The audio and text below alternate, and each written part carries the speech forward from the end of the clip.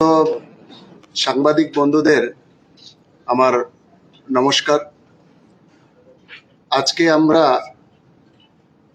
আমাদের ত্রিপুরা সরকার তথা ত্রিপুরা সরকারের পঞ্চায়েত দপ্তর, আপামোর আমাদের ত্রিপুরার জনসাধারণ এবং বিশেষ করে আমাদের ত্রিপুরার গ্রামীণ অঞ্চলের জনগণের জন্য একটা খুবই আনন্দদায়ক, গর্বের এবং উৎসাহবর্ধক এবং প্রেরণাদায়ক একটা বিষয় নিয়ে আমাদের পঞ্চায়েত দপ্তরের পক্ষ থেকে এই সাংবাদিক সম্মেলন। সুতরাং আমি এই সাংবাদিক সম্মেলনে আগত আমার সমস্ত সাংবাদিক ভাইদেরও আমি শুভেচ্ছা জানাচ্ছি, অভিনন্দন জানাচ্ছি। ইতিমধ্যেই আপনারা নিশ্চয়ই অবগত হয়েছেন যে আমাদের ভারত সরকারের পঞ্চায়েত মন্ত্রকের মাধ্যমে প্রতি বছর আমাদের দেশের মধ্যে যে গ্রামীণ স্বশাসন এবং সেই স্বশাসনের মধ্য দিয়ে সরকারি বিভিন্ন প্রকল্পের গ্রামীণ মানুষের মধ্যে পৌঁছানোর জন্য তার যে বিকেন্দ্রীকরণ ব্যবস্থা এবং গ্রামীণ মানুষের সার্বিক অংশগ্রহণ এবং তাদের অংশগ্রহণমূলক উন্নয়ন এবং শক্তিশালী পঞ্চায়েত ব্যবস্থার জন্য প্রতি বছর ভারত সরকারের পঞ্চায়েত মন্ত্রক ভারতবর্ষের যে 2.5 লাখ পঞ্চায়েত আছে তাদের কার্যকলাপ পরীক্ষা নিরীক্ষা, বিচার বিশ্লেষণ এবং যাচাইয়ের মধ্য দিয়ে বিভিন্ন প্যারামিটারে তাদেরকে পুরস্কৃত করে থাকেন।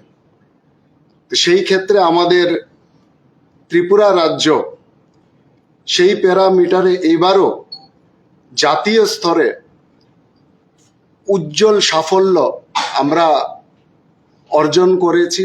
বিগত কয়েক বছর ধরে আমাদের সেই সাফল্যের নিদর্শন আমাদের রাজ্য রেখে আসছে। এই বছরে কিন্তু আমরা সেই সাফল্য থেকে পিছিয়ে নেই।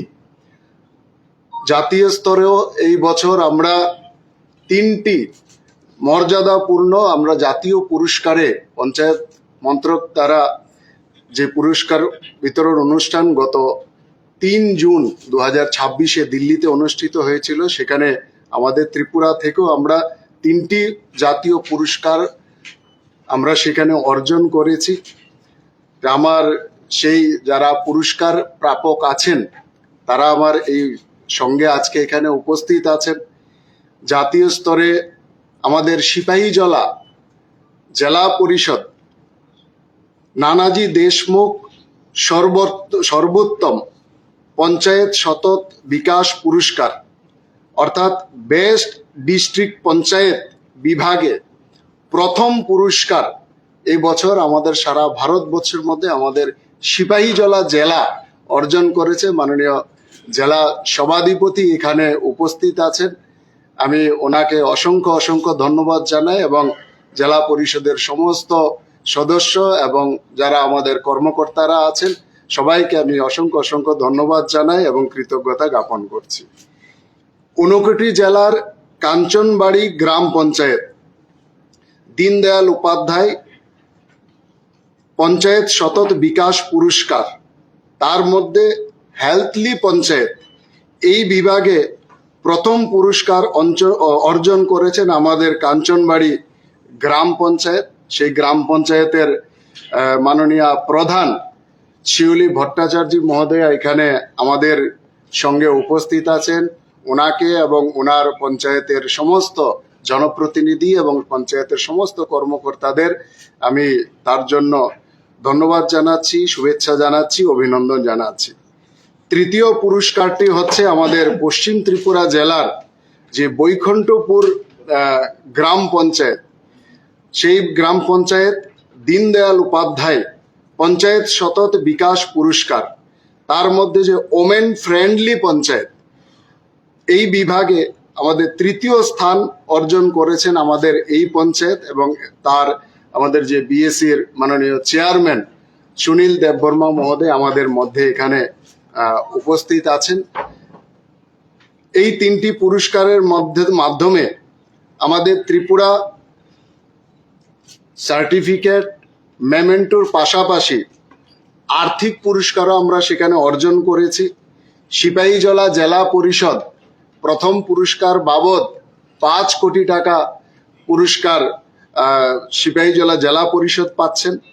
কাঞ্চনবাড়ি গ্রাম পঞ্চায়েত পাচ্ছেন 1 কোটি টাকা এবং বৈকুণ্ঠপুর গ্রাম পঞ্চায়েত পাচ্ছেন 25 লক্ষ টাকা পুরস্কার। এই যে অর্থ আমাদের যে নির্দিষ্ট সংশ্লিষ্ট পঞ্চায়েত এলাকা উন্নয়ন কর্মকাণ্ডে সেগুলোকে ব্যয় করা হবে এবং সেই পঞ্চায়েত এলাকা উন্নয়নকে সেখানে আরো শক্তিশালী করবে বলে আমি আশা প্রকাশ করছি। আমরা জানি যে আমাদের ভারতবর্ষের প্রধানমন্ত্রী নরেন্দ্র মোদীজি বারবার বলেন যে গ্রামো কা বিকাশ ভারত কা বিকাশ, এবং সেটাকে সামনে রেখে আমাদের পঞ্চায়েত ব্যবস্থাপনাকে আরো শক্তিশালী, আরো স্বচ্ছ, আরো কার্যকারী করার জন্য বিশেষ উদ্যোগ গ্রহণ করেছেন।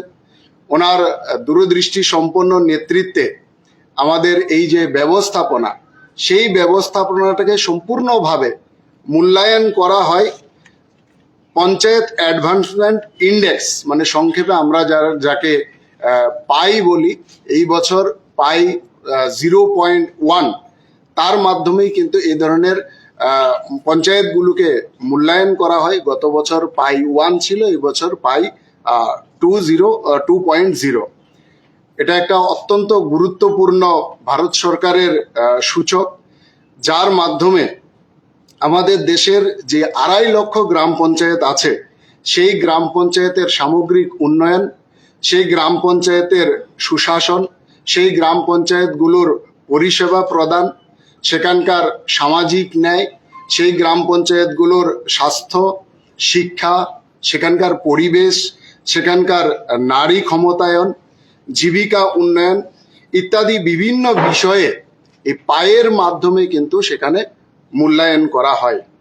মূলত আমাদের এই পাই আমাদের যে সাস্টেনেবল ডেভেলপমেন্ট গোল এর ভিত্তিতে কিন্তু আমাদের স্থানীয় স্তরে উন্নয়নের যেই অগ্রগতি সেটাকে পরিমাপ করা হয় এবং সেই পরিমাপের একটি বৈজ্ঞানিক ও তথ্যভিত্তিক ব্যবস্থা হচ্ছে আমাদের এই পাই। সুতরাং আমাদের এই পাই সূচকের যে মূল উদ্দেশ্য সেটা হচ্ছে আমাদের পঞ্চায়েতগুলির যেই কর্মক্ষমতা সেটাকে নিরপেক্ষভাবে মূল্যায়ন করা, আমাদের তথ্যভিত্তিক পরিকল্পনা গ্রহণে প্রত্যেকটা পঞ্চায়েতের সেখানে উৎসাহিত করা এবং গ্রামীণ যে উন্নয়ন সেই উন্নয়নে একটা প্রতিযোগিতামূলক এবং ইতিবাচক একটা পরিবেশ সৃষ্টি করা হচ্ছে আমাদের এই পাইয়ের মূল উদ্দেশ্য। সুতরাং আমাদের এই জাতীয় পঞ্চায়েত পুরস্কারের সঙ্গে আমাদের এই যে পাই সেটা কিন্তু সরাসরি সেটার সম্পর্ক রয়েছে। আমাদের পঞ্চায়েতগুলোর যে কর্মদক্ষতা, তার তথ্য আপলোড করা এবং বাস্তবিক স্তরে অর্থাৎ মাঠ পর্যায়ে আমাদের যেই কাজ সেই কাজকে পর্যবেক্ষণ করা, বিভিন্ন উন্নয়নমূলক যে সূচক এবং তার যে যাচাইকরণ যে প্রক্রিয়া সেই প্রক্রিয়ার ভিত্তিতেই আমাদের এই জাতীয় পুরস্কারের জন্য কিন্তু নির্বাচন করা হয়। অর্থাৎ জাতীয় পঞ্চায়েত পুরস্কার যেটা দেওয়া হয় এখন সেটা সম্পূর্ণভাবেই মুখ দেখে নয়, পারফরমেন্স বেসড এবং এভিডেন্স বেসড কিন্তু আমাদের এই মূল্যায়ন সেটা কিন্তু নির্ভর করছে, যেটাকে পাইয়ের মাধ্যমে সেটা করা হচ্ছে। এই পুরস্কার প্রক্রিয়ায় পাইয়ের মধ্য দিয়ে বিভিন্ন ধাপে সেখানে তথ্য সংগ্রহ, সেখানে অনলাইন ডাটা এন্ট্রি, জেলা এবং রাজ্য স্তরে তার মধ্য দিয়ে সেইগুলোকে এন্ট্রি হওয়ার পর সেগুলোকে যাচাই করা হয় এবং পরবর্তী পর্যায়ে কেন্দ্রীয় স্তরেও কিন্তু সেটাকে পুঙ্খানুপুঙ্খভাবে সেটাকে মূল্যায়ন করা হয় এবং এই মূল্যায়ন কেন্দ্রীয় স্তরে কিন্তু সেটা সম্পন্ন হয়। যে বিভিন্ন প্রান্তের আমাদের লক্ষাধিক পঞ্চায়েতের মধ্যে প্রতিযোগিতা করে আমাদের ত্রিপুরার পঞ্চায়েতগুলি এই যে সাফল্য অর্জন করেছে তা কিন্তু নিঃসন্দেহে একটা গৌরবের এবং আমাদের জন্য আনন্দের। আমি শুরুতেই যেটা বলেছিলাম, আমাদের জন্য উৎসাহের এবং আমাদের জন্য প্রেরণাদায়ী।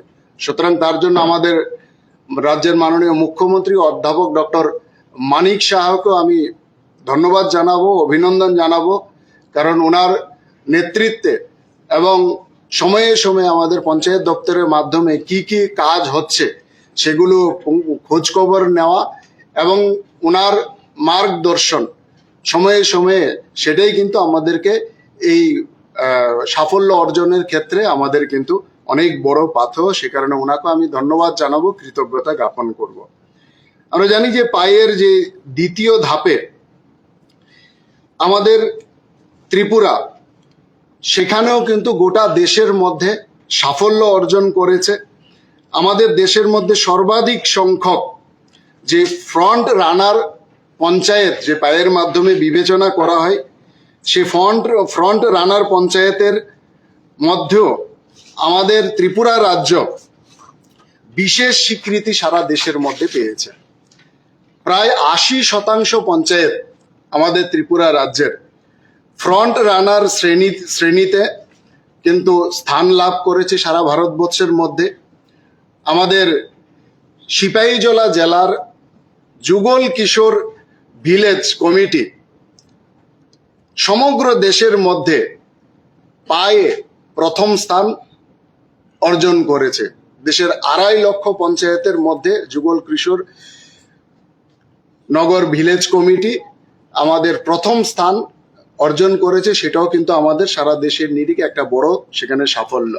সুতরাং এগুলো আমাদের প্রমাণ করে যে আমাদের ত্রিপুরার যে পঞ্চায়েত ব্যবস্থাপনা, সেটা শুধুমাত্র অবকাঠামোগত উন্নয়ন নয়, অবকাঠামোগত উন্নয়নের পাশাপাশি আমাদের স্বচ্ছতা, আমাদের জবাবদিহিতা এবং আমাদের জনগণের যে অংশদারিত্ব, নারী ক্ষমতায়ন এবং দীর্ঘস্থায়ী উন্নয়নের ক্ষেত্রে আমাদের দেশের সামনে কিন্তু আমাদের ত্রিপুরা একটা মডেল হিসাবে কিন্তু আজকে সারা দেশের সামনে উপস্থিত হয়েছে। গত কয়েক বছরে আমরা জানি যে জাতীয় স্তরে আমাদের পঞ্চায়েত পুরস্কারে ত্রিপুরা শুধু এইবার নয়, ধারাবাহিকভাবে আমরা সেখানে সাফল্য অর্জন করে আসছি।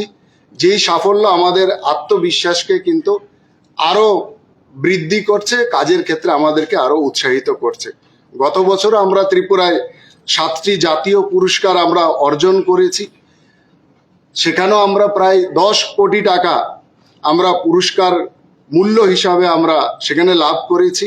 এবং এই বছরও যেটা আমি রাখলাম যে 3টি জাতীয় পুরস্কার অর্জনের মাধ্যমে আমাদের রাজ্য পুনরায় তার ক্ষমতার প্রমাণ দিয়েছে। 2023 সালেও আমরা কুমারঘাট যে ব্লক উপদেষ্টা কমিটি এবং রূপাইছড়ি ব্লকের বাগমারা ভিলেজ কমিটি বিশেষ পুরস্কারে জাতীয় স্তরে পুরস্কৃত হয়েছিল। সুতরাং এই পুরস্কার অর্জনের পেছনে যারা নিরলসভাবে কাজ করছেন, আমাদের সমস্ত পঞ্চায়েতের জনপ্রতিনিধি, পঞ্চায়েত দপ্তরের আমাদের যারা আধিকারিক আছেন, কর্মচারী আছেন, আমাদের ব্লক এবং জেলা স্তরের প্রশাসন এবং সর্বোপরি সংশ্লিষ্ট পঞ্চায়েত এলাকার জনসাধারণ, যাদের সহযোগিতা, যাদের অংশীদারিত্ব ছাড়া এই কৃতিত্ব অর্জন করা সম্ভব ছিল না, তাদের সকলকে আমি সাধুবাদ জানাই, তাদের সকলকে আমি ধন্যবাদ জানাই, তাদের সকলকে আমি কৃতজ্ঞতা জ্ঞাপন করছি। আমাদের পঞ্চায়েত দপ্তরের যে লক্ষ্যমাত্রা নিয়ে আমরা কাজ করছি বর্তমানে, সেটা শুধুমাত্র পুরস্কার অর্জন করা সেই লক্ষ্যেই কিন্তু আমরা কাজ করছি না। আমরা পঞ্চায়েত দপ্তরের পক্ষ থেকে পঞ্চায়েত ব্যবস্থাপনাকে গ্রামীণ মানুষের কাছে আরো কিভাবে জনপ্রিয় করে তোলা যায়, আরো কিভাবে গ্রামীণ মানুষের সহযোগী করে তোলা যায়, গ্রামীণ মানুষের সার্বিক জীবনযাত্রার মান উন্নয়নে আরো কতটা কার্যকরী করা যায়, সেই দৃষ্টিতে আমাদের দপ্তর থেকে কাজ করছি।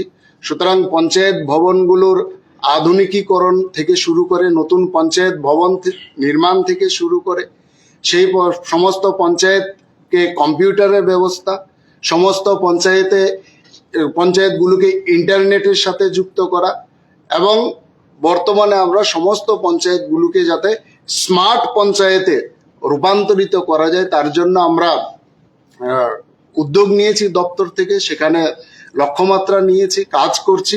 সুতরাং শুধুমাত্র পঞ্চায়েতগুলো যাতে স্মার্ট পঞ্চায়েতে রূপান্তরিত হয়, ট্রান্সপারেন্ট পঞ্চায়েতে রূপান্তরিত হয় এবং ইনক্লুসিভ এবং সাস্টেনেবল পঞ্চায়েত গড়ে তোলার আমাদের মাননীয় প্রধানমন্ত্রীর যে লক্ষ্যমাত্রা সেটা যাতে গড়ে তোলা যায় তার জন্য আমরা কাজ করছি।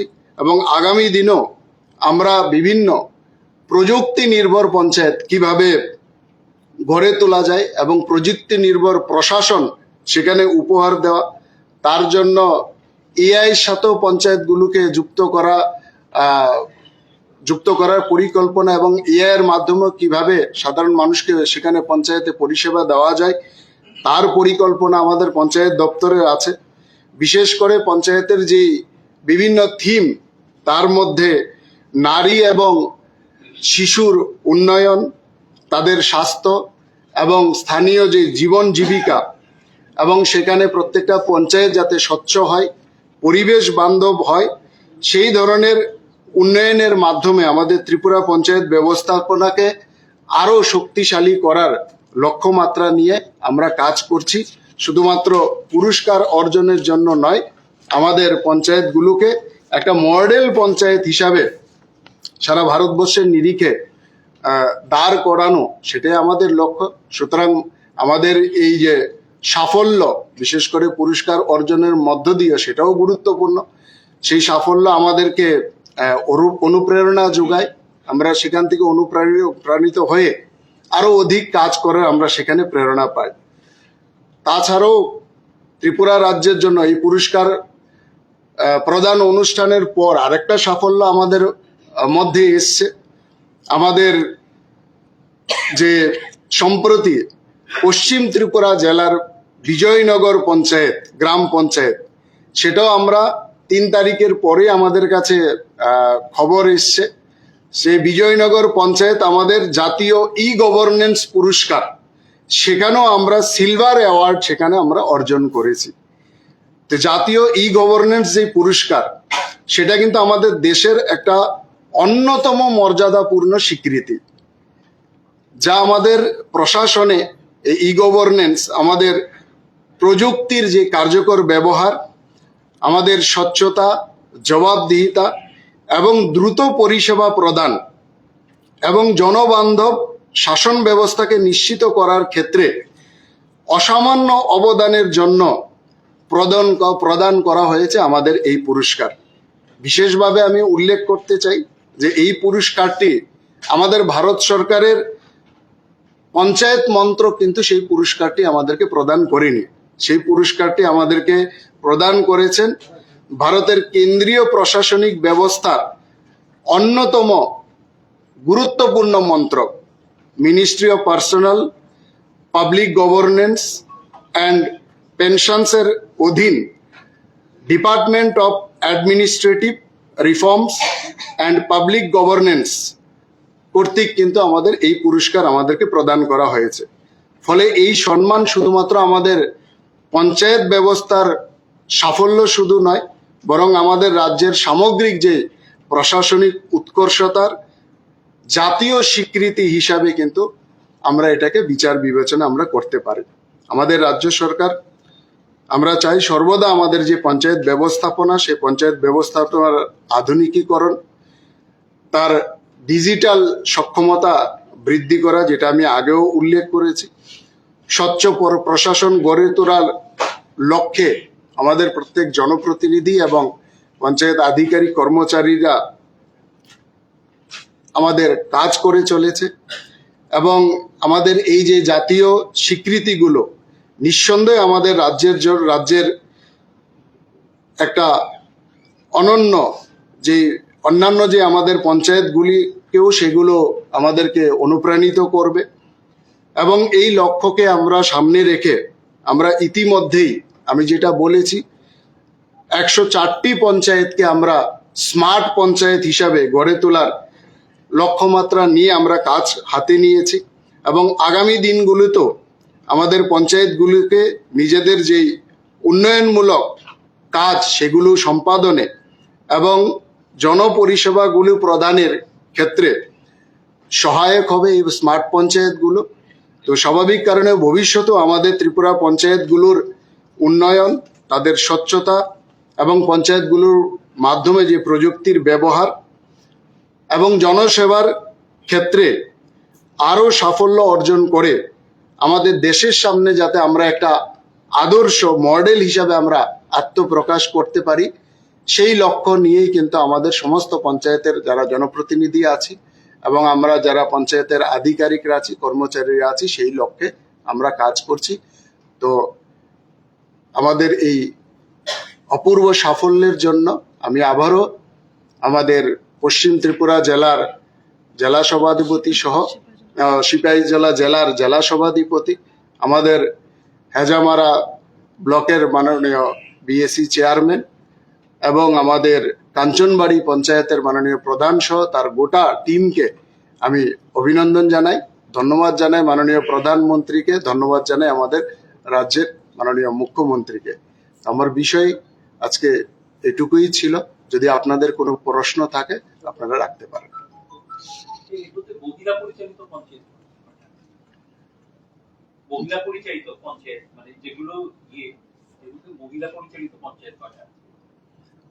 মহিলা পরিচালিত পঞ্চায়েত হিসেবে তো আমাদের আধিকারিক ঠিকভাবে বলতে পারবেন, এখন আমাদের হাতে টোটাল 5টা। নামগুলো একবার পঞ্চায়েত সমিতি, মাতাবাড়ি পঞ্চায়েত সমিতি আছে আমাদের। তারপরে যেটা আমরা এখন পুরস্কার পেলাম সেটাও আছে, মহিলা বান্ধব। 5টা আছে মূলত পঞ্চায়েত সমিতি এবং পঞ্চায়েত মিলে।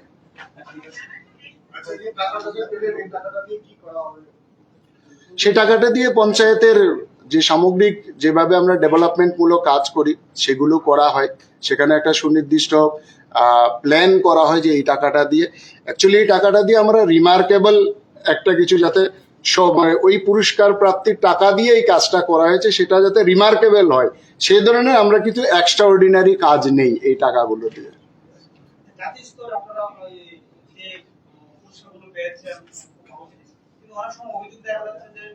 বিভিন্ন পঞ্চায়েতে গ্রামীণ যে পঞ্চায়েতগুলো আছে সেখানে পরিষেবাটা খুব ভালো পাচ্ছে না এবং যার কারণে অনেক সময় পঞ্চায়েতগুলোতে তালা দেওয়া হচ্ছে। সেসব জিনিসগুলো থেকে বেরিয়ে আসতে আপনারা কি করবেন? দেখুন, যেখানেই আমাদের অভিযোগ আসে সেটা পঞ্চায়েত দপ্তর থেকে আমরা যত শীঘ্র সম্ভব দ্রুত আমরা সেখানে ব্যবস্থাপনা নেই। আর যেখানে অভিযোগ প্রমাণিত হয় সেখানে আপনারা খোঁজ নিয়ে দেখবেন অনেক জায়গায় আমরা অনেক আধিকারিককে সাসপেন্ডও করেছি, তাৎক্ষণিক ব্যবস্থা নেওয়া হয়। আমার এই প্রসঙ্গে দুইটা প্রশ্ন।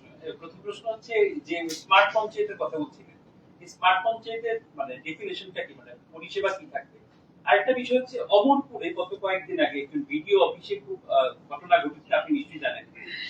এই ঘটনাটা কি হয়েছিল এবং এখন পর্যন্ত কি অ্যাকশন নেওয়া হয়েছে, যেখানে ভিডিও অফিসে কয়েকজন প্রধান কি কার্যত ভাঙচুর চালাচ্ছে? অমরপুরে যে ঘটনা হয়েছিল সেদিন আমি দপ্তরেই ছিলাম, মিডিয়ার মাধ্যমে সেটা প্রথমে আমি জানতে পারি।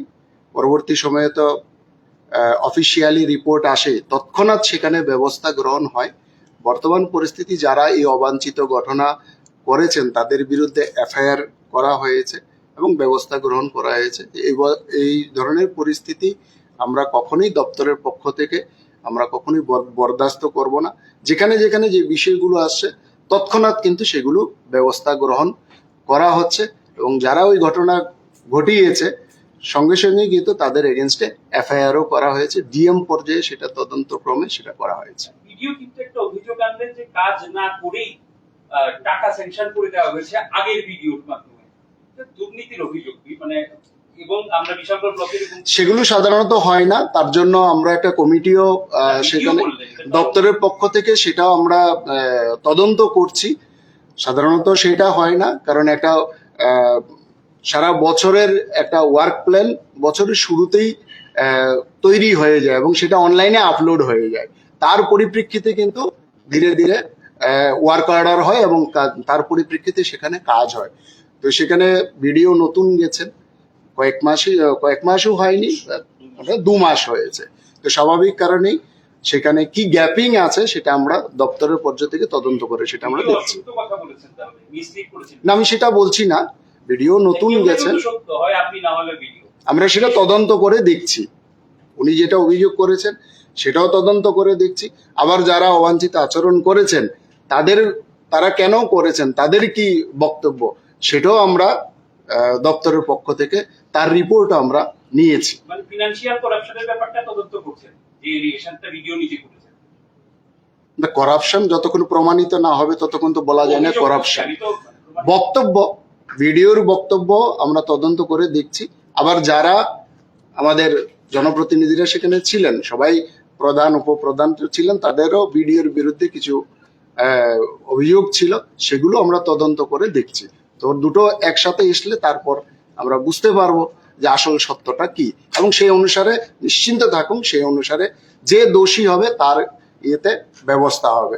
সাধারণত আমরা প্রথম দেখেছি যে আচরণটা করেছে সেটা গ্রহণযোগ্য নয়, সে কারণে তাদের এগেইনস্টে এফআইআরও করা হয়েছে। উচ্চশিক্ষা দপ্তর নিয়ে একটা প্রশ্ন, না, আজকে পঞ্চায়েত দপ্তর বিষয়ের মধ্যে থাকুন, যখন উচ্চশিক্ষা দপ্তরের বিষয় নিয়ে যখন প্রেস কনফারেন্স করব তখন সেই বিষয় করবেন, বা পার্সোনালিও নিতে পারেন, এত বিষয়টা ডাইভার্ট হয়ে যায়। রাজ্যের তিনটা নতুন সাধারণ ডিগ্রি কলেজ অন্যান্য বিশ্ববিদ্যালয়ের সঙ্গে যুক্ত হওয়ার একটা সম্প্রতি শিক্ষামন্ত্রক থেকে এই ধরনের একটা বার্তা এসেছে, ঘটনাটা কি আছে? বা ঘটনাটা হচ্ছে, আপনারা জানেন, এটার সাথে এটা মিলিয়ে ফেলবেন না। আমাদের সেন্ট্রাল ইউনিভার্সিটি যখন ত্রিপুরা ইউনিভার্সিটি হয়, সে সময় তার যে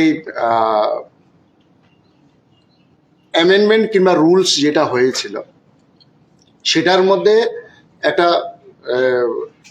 কজ যুক্ত করা হয়েছিল যে সেই সময়কার যে ত্রিপুরা যে গভর্নমেন্ট ডিগ্রি কলেজগুলো আছে সেগুলো ত্রিপুরা ইউনিভার্সিটির অন্তর্ভুক্ত থাকবে, এবং আগামীতে নতুন যে গভর্নমেন্ট ডিগ্রি কলেজ যদি হয় সেগুলো অটোমেটিকলি আমাদের ত্রিপুরা ইউনিভার্সিটির সাথে যুক্ত হয়ে যাবে। সেটা সেই গেজেট নোটিফিকেশনে সেটা আছে।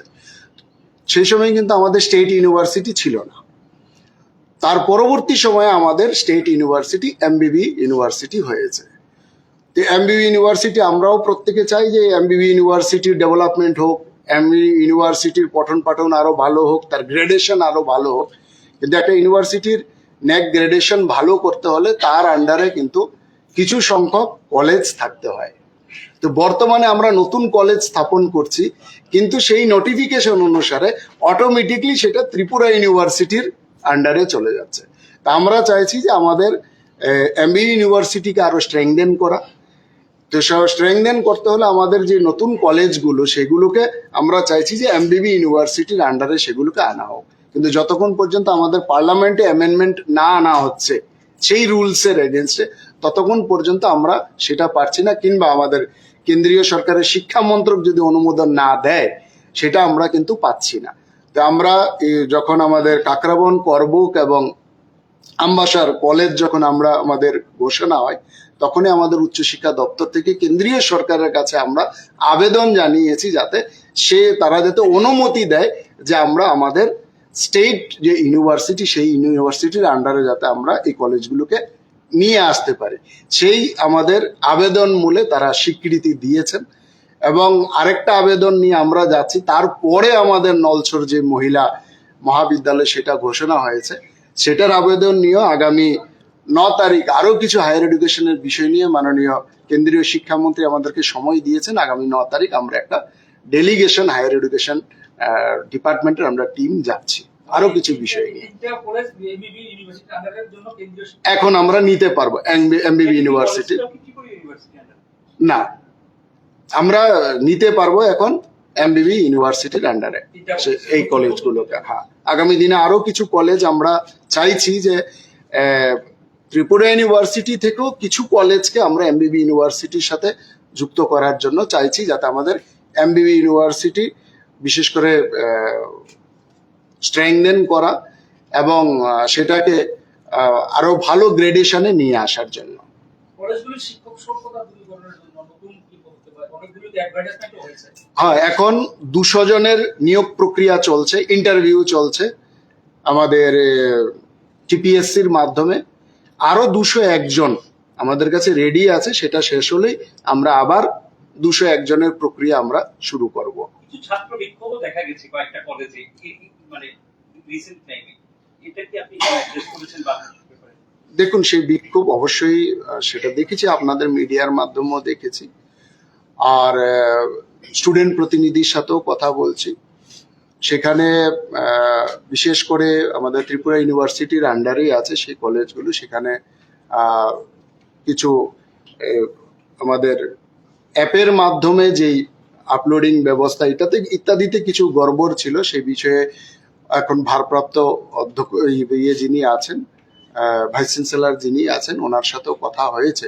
এটা টেকনিক্যাল একটা মিস্টেক ছিল, তো সেটাকেও এখন আপাতত ঠিক করে নেওয়া হয়েছে।